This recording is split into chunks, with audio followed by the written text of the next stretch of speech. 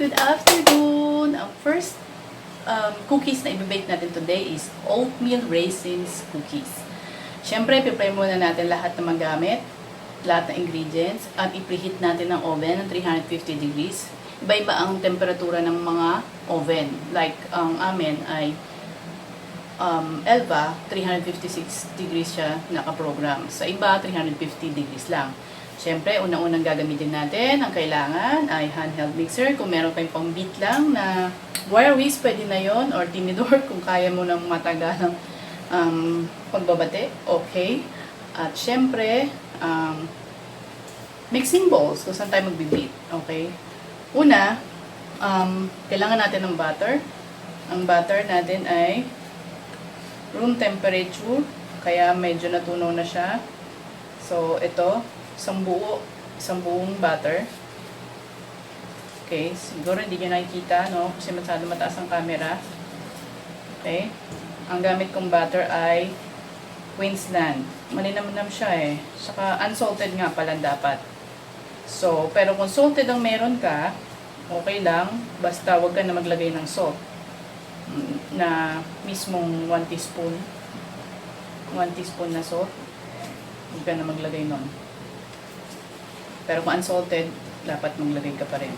Okay? And then, use your tray. Beat the butter until it's soft and creamy. And then, add the white sugar, which is 1/3 cup of sugar. And then next, the brown sugar, which is I use muscovado.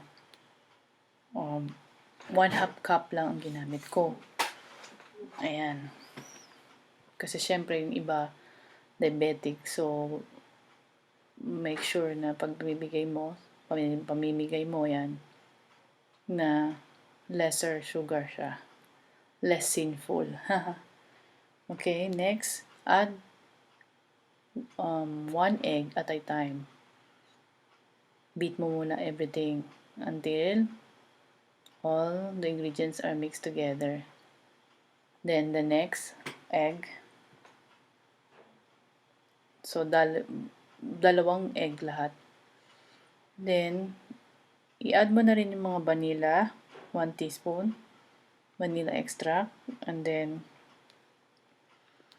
1 and 1/2 cup of all-purpose flour. Yun ang susunod. And then 1 teaspoon of baking soda and salt. So lahat ng dry ingredients sabay-sabay yan. Samahan mo na rin ng ground cinnamon. I love cinnamon. Pero may mga ibang tao ayaw ng cinnamon. So, okay lang. So, mga taong gusto, dagdagan mo pa kung gusto mo pa ng maraming cinnamon. And then, I use old-fashioned rolled oats. 2 cups.